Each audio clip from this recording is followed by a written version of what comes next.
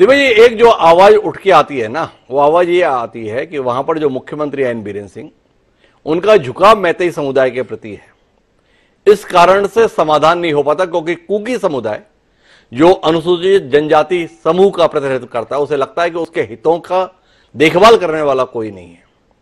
इससे अनभिज्ञ नहीं है इन आक्षेपों से, इन आरोपों से। और महत्वपूर्ण बात यह है कि वहां की जो राज्यपाल हैं, जो मूलतः मध्य प्रदेश से ताल्लुक रखती है, नाम उनका सुश्री अनुसुईया उइके है, वो भी इस मसले की हैंडलिंग को लेकर अपनी नाखुशी एक समय जाहिर कर चुकी है। क्या आपको लगता है कि वाकई देश ने उतनी संजीदगी से मणिपुर की समस्या को लिया है जिस संजीदगी से इस समस्या को लिया जाना चाहिए था? सीधा सवाल है मेरा दीपक विजयवर्गीय जी से, भाजपा प्रवक्ता के तौर पर ही नहीं बल्कि एक विचारक के तौर पर, एक समाज के प्रति संवेदनशील व्यक्तित्व के तौर पर।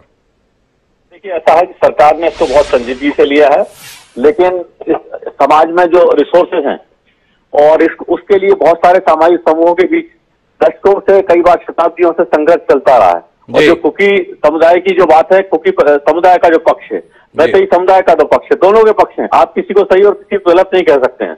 लेकिन अब मैतेई समुदाय कह रहा है कि हम भी आदिवासी हैं, आपके आधार पर उनको इनकार कर रहे हैं।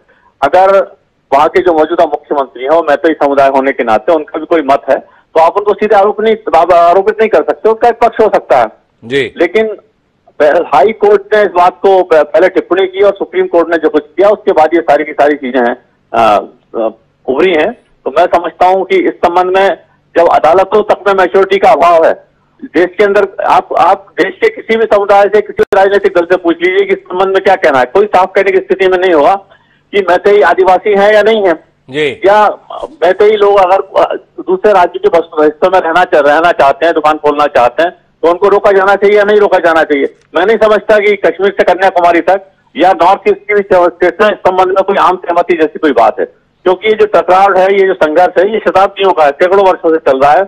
और संसाधनों पर हिस्से को लेकर सारी बात है। जाहिर तौर पर जब ये सारी जो छोटे छोटे समुदायों के रूप में लोगों की पहचान है, जब वो विराट स्वरूप में अपने आप को जो है कि हम सबसे पहले हमारे जो सामूहिक हित है वो जरूरी है, तो इतना सोचने की स्थिति में नहीं आते। तो एक राष्ट्र राज्य बनने की प्रक्रिया में इसमें कई बार समय लगता है। हो सकता है 6-7 दशक हमको आजाद हुए हुए हैं, लेकिन और समय लगेगा थोड़ी मैच्योरिटी आने में।